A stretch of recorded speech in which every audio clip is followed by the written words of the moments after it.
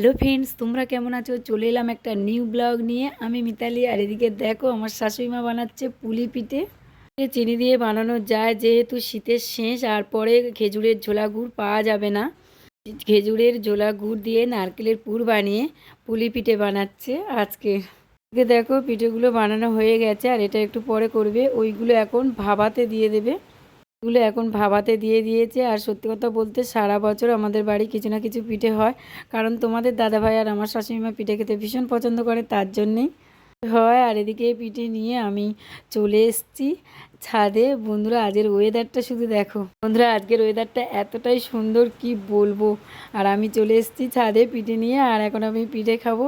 আর এদিকে দেখো বন্ধুরা, কেমন বৃষ্টি পড়ছে।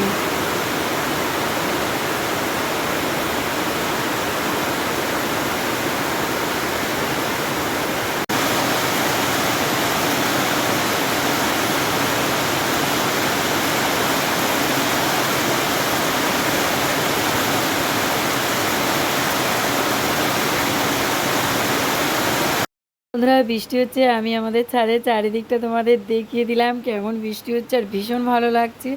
বর্ষাকালটা তো আমার ভীষণ প্রিয় কাল। বর্ষাকালে আমার ভীষণ ভালো লাগে বৃষ্টি পড়লে বিশেষ করে। আর এদিকে দেখো বন্ধুরা, আমার শাশুড়ি মা ঠাকুর পুজো করছে। ভিডিওটা কেমন লাগলো কমেন্ট করে তোমরা জানাও।